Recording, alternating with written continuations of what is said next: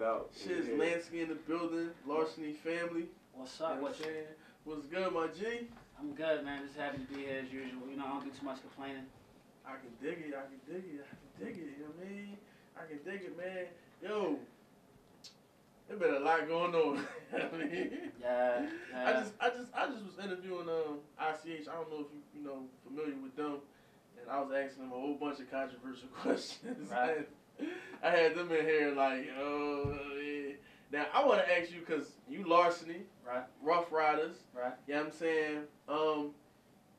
The Meek Mills Cassidy battle, because I ain't even gonna call it a beef, because I don't want to be one of them dudes that's instigating violence. So beef and battling is two different things. First I want to ask you, raid or repo? You know, of course I'm gonna go with the home team on that one. Okay. Like, I mean, for a few different reasons. Like the repo record to me was more like a song. You know what I'm saying? Right. It's like a song. Like it wasn't no, you know. Right.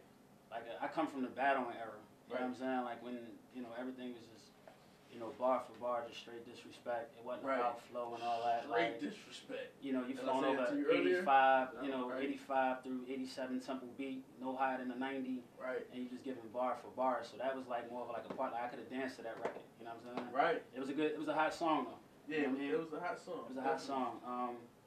The Rage on, man, like that's what, you know, that's what Cass do. That's what he was groomed to do. You know what I'm saying? To make those type of records right there. Right. So, yeah. I go with the Rage on, even though I give it a 7, but I go with it because he hit hard on the bars. You know what I'm saying? Like he came at his neck. Like a lot.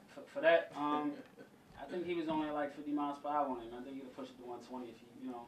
I think it's still warming up. So like, yeah, I think it's still. To me, I don't think the battle is at its peak yet. I think it's still warming up. I'm gonna be honest with you. I think, I mean, it's just my opinion. You know what I mean? All I can do is state my opinion. But I really think Meek don't want no more of this. I'll be honest with you. No, it don't even be that. You know how it be? Remember when you was young? And you might not have wanted to fight a nigga. You might have heard beating niggas the fuck up where he's from. And niggas is like, yo, this nigga want to rumble you. And you in your mind, you thinking like, man, this nigga, I just seen nigga fuck. You know what I mean? And they like, yo, you gotta fuck this nigga up. And you like, fuck it. You know what I mean? Let's go. Like, just everybody, you know what I mean? Like, you know what I mean? I think that's what's going to happen to me. I think it's going to be like, yo, that Rage on crazy. You gotta answer. You gotta answer. So is it now the Twitter niggas is fucking with his ego? Is that what's going on now? The Twitter niggas is coming at him. They fucking with Cass. I'm going to keep it 100. Yeah, like the unanimous decision not to be on biased. What? Cass right now. You know what I mean? Cass, he got one up right now. The blogs. The everything, like, you know, streets kind of heavy with him, like streets. Yeah, because at the end of the day, like you said, it's just a song, and when it comes to a battle, like we got to take every element out of it that doesn't belong there, like the cars, the money, all that bullshit got to come out. And when we just talking about rhymes, we weren't disrespecting the battle rhymes, like, you know what I'm saying? That's what that's about. Like, that is we used to, you know, highest disrespect is possible. I'm used to being in, you know what I'm saying, like situations and battles where, you know, I'm saying the stuff that I'm saying to you, you know, the niggas that's with you was laughing. Right. You know what I'm saying? Yeah. We're trying to belittle you, like, you know what I'm saying? Right. Like, and that's what it's about. So you go hard with them type records. It ain't, you know, you don't slap a nigga, you punch a nigga in the face. Right. You know what I'm saying? No. Now you was with Rough Riders and y'all came up. Now I know, like back then it wasn't cameras and all that. But is there some legendary battles that you can talk about that people might not know about? You know what I'm saying? That people might not have saw that y'all was in. You know what I'm saying? Man. Like, I mean, every battle that we did was like, I ain't gonna say legendary because some people just ain't stand up to what we was doing because nobody was ready for it. Like, you know what I'm saying? You got to think about what was coming out of Philly in '99 and 2000. You know, you had major figures. You had you know, State Property. Well, you had Siegel at the time.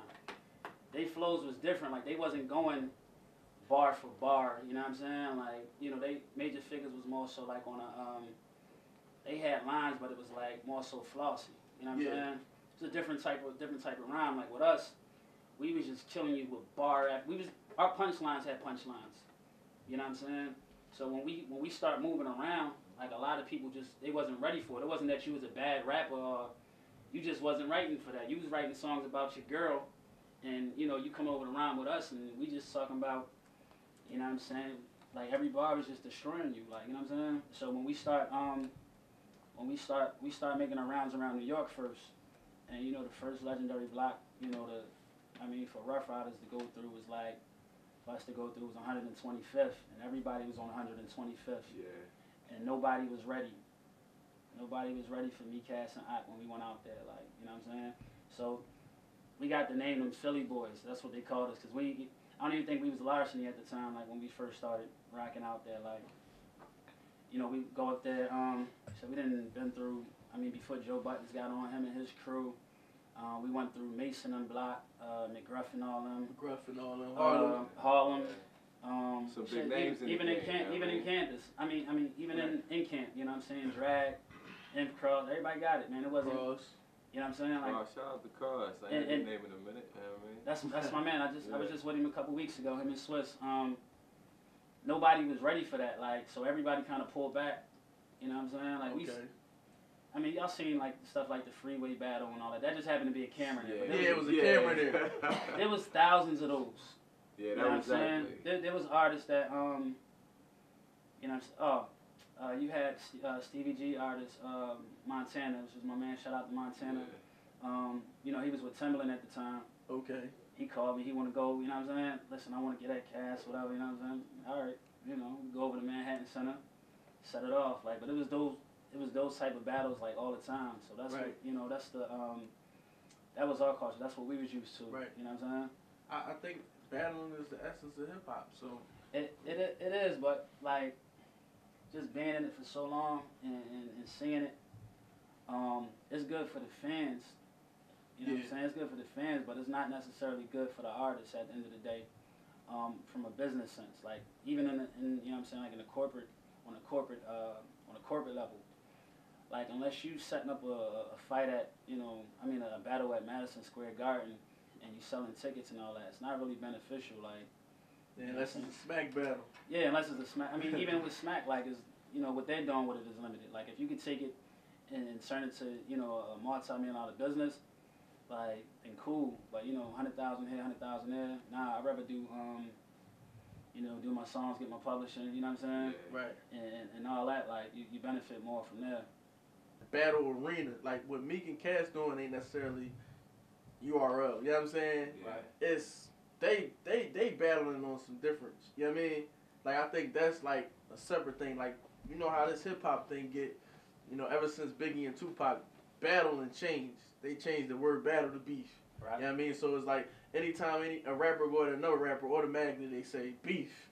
You know what I'm saying? When it's not necessarily beef. You know what I mean? Even like with this situation.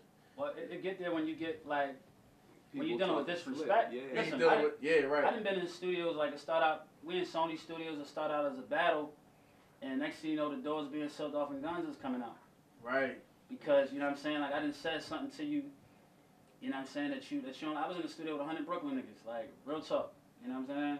Me, Cass, Rough Rider niggas, like, I know we good out there, like, you know what I'm saying? So niggas ain't worried. I'm gonna talk to you, like we was home. Like, it ain't about nothing. Yeah, but it go to that, like, you know what I'm saying? At the end of the day, though, you gotta still understand, it's still a street aspect that comes into all these battles with these cats and their crews that are gonna be back. Indeed. Because the way that battle jumped off on some real shit, you really think about it when you looked at Twitter. Meek was popping when he was popping, but it was a lot of his crew and a lot of niggas that back him up that had a lot to say. And when you bring that element into it, I think that's where the beef starts to set in, because you got these cats from the street. Yeah, it's never the artist. They was talking rude. Yeah, it's never the artist. You know what I mean? It's never the artist, because the artists always got they always at risk. Meek was talking greasy too. He was. He definitely was going in. So I mean, when you got that artist, like he was kind of, I guess.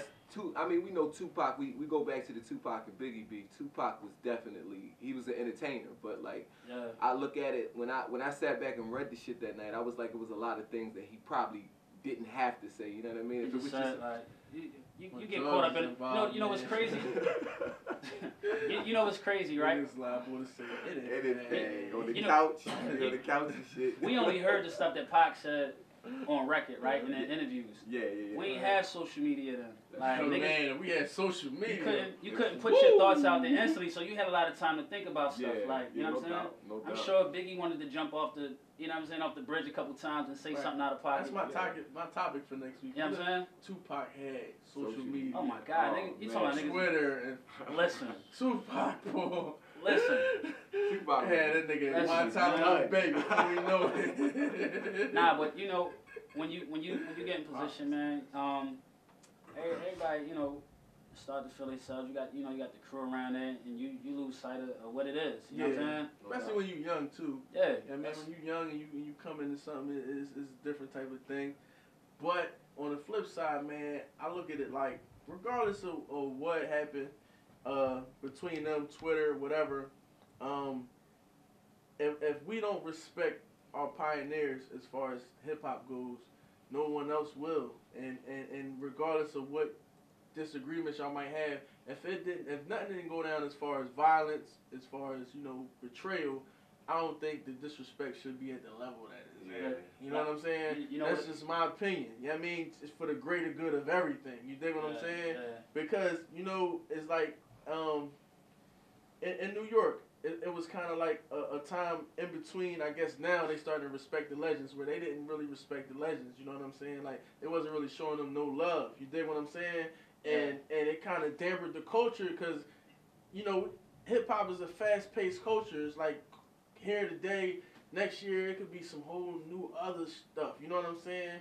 But it's like with other genres, in order for it to last 50 to 60 years, you got to respect the people that laid the groundwork before you, so that they can keep doing what they doing, so people can respect them, so that you can live that long and do it like they've been doing it. Hey, you know man, what I'm saying? hip hop, man, everybody, you know, they preoccupied with killing kings. You know what I'm saying? Like, right. You know, that's deep right there. Is take down a legend. You know what I'm saying? Like when we went up, I was around legendary artists like X and the Locks.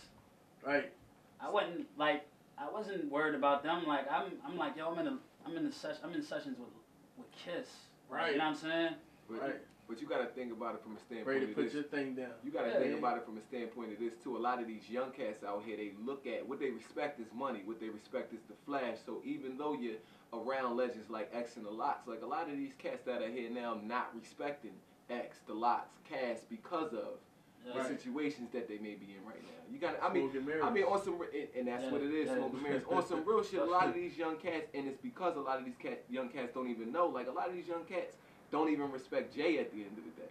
You know what I mean? And that's some ill shit right there. But I had an argument with a specific young cat in the city. I ain't gonna say his name.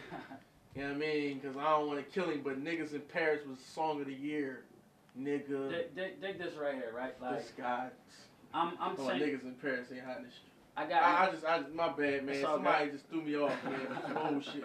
Now, you know, talking foolish. Certain conversations you don't got to entertain, man. Right. Like, you know what it is. Like, that's, you know, Talking that record. No doubt. Anytime you could take one record and spin it seven times in a row at a concert. And at a concert, and niggas ain't mad. And ain't leave. Hold up. But the crazy part is we left.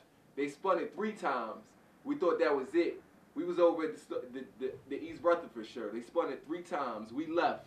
Heard the joint coming back on. We went back in to hear it again. Like, come on. See, like he was gonna do something different. Same like thing, he was gonna get same song. You know you ever see how the bitches react when that bridge come on? Yo, no. Yeah, I mean, you are now watching the throne. You ever see how the bitches act when that come on? Like King Maybach said, niggas overdraft their debit cards when that song come on, dog. That's a classic right there. You know, I think Jay said it best, man. If you know what I'm saying, you want the old me, go buy my old shit. Like, you know what I'm saying? Yeah, like, you can't say a nigga like Jay fell off, or a nigga like Cass fell off, or Shiz fell off, or, you know what I'm saying, Gilly fell off. Like, niggas, they've been putting in work for you know what I'm saying, 10, 12 years. You know what I'm saying? Right. Like 10, 12 years ago, you talking about you've been through a certain amount of battles. Like I had, you know what I'm saying, a few thousand battles in my first year of traveling the country. Yeah. You know what I'm saying? Like, so you want to come 10 years later and be like, yo, nigga falling off. It's like, nah, I'm not battling 1,000 niggas no more. Like, it don't, you know what I'm saying? Going to the next thrill. Yeah, your bars is different. Your subject matter is different. Like, your energy different. You know what I'm saying? Like, you can't, so it ain't a fall off thing. It's a mature thing. And that's in any career you got. I'm sure Jordan still got, you know, Jordan can still dunk. I'm sure he still got that jump shot.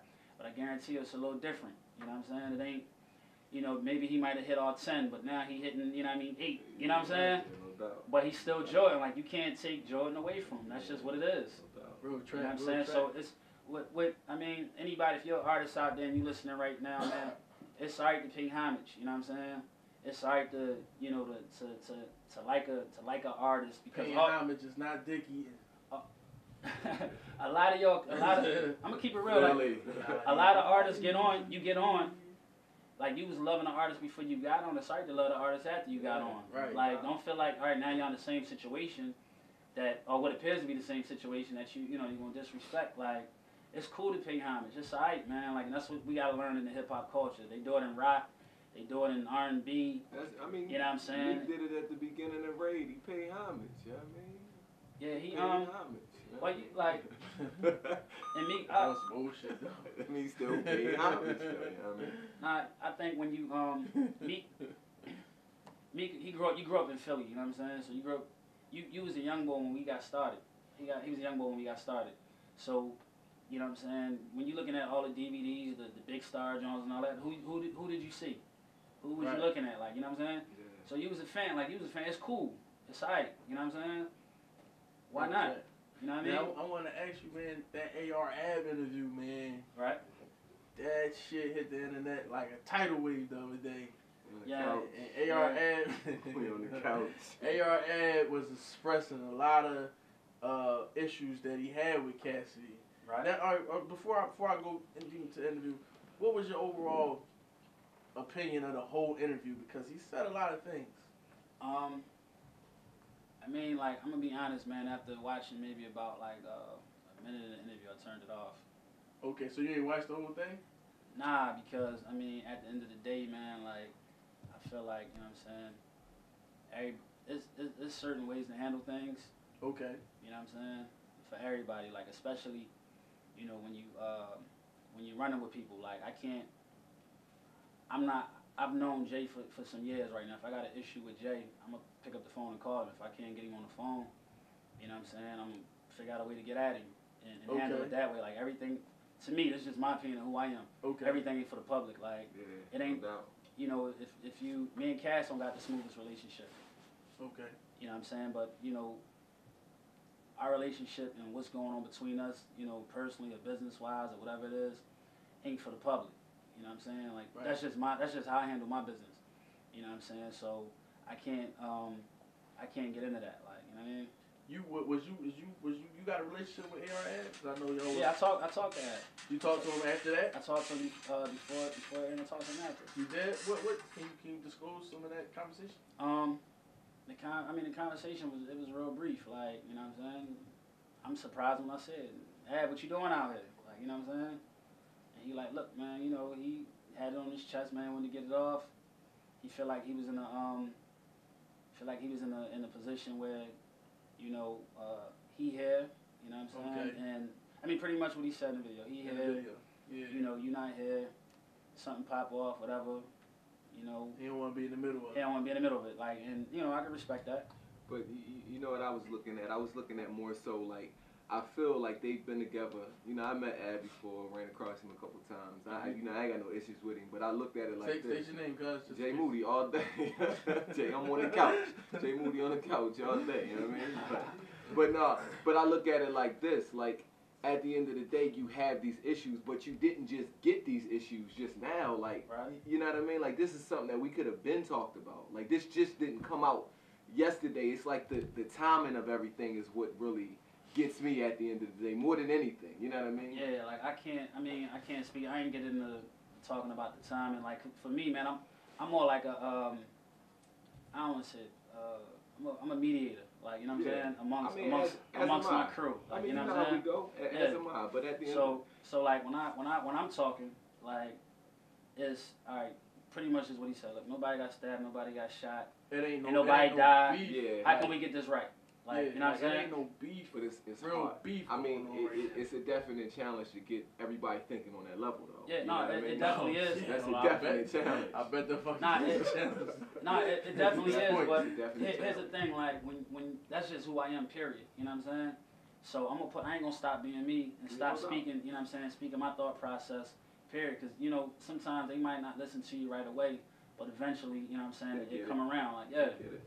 You know, hopefully sooner than later. You know what I'm saying? Yeah, no in that interview, man, you know, he aired out some dirty laundry. He aired out a lot of dirty laundry. And it ain't like that stuff happened yesterday or last summer. You know what I mean? Like that stuff happened a minute ago. Laundry. And like the stuff that he said, I can't really ask you about this stuff because I know you're not in the same position that he was in. You know what I'm saying? Like your situation was totally different. You know what I'm saying? Because he was undercast. You know what I mean? You wasn't. You know what I mean? I rocked out, man. I mean, to be honest, like in 07, 08, man. Was you on the couch? Nah, I ain't sleeping on the couch. You know what's crazy? Niggas fall asleep wherever you fall asleep at. Like when you're on the road, when you know what I'm saying, when you moving out, you coming out the studio. It's the grind. I live in Philly. I'm all day. You know what I'm saying? So you don't feel like driving back. You gonna fall asleep wherever you want to fall asleep at. Like, yeah, but you can't complain about it though. You know sometimes you might put yourself in a compromising position, man, for yourself. You know what I'm saying? And you might have gripes with it, but you ride it out expecting to reach whatever your ideal is at the end of the day. And then when you don't reach it or you feel like it ain't there, you know, you want to talk about everything that happened, but you know that's for AR to live with. Like I ain't, you know what I'm saying?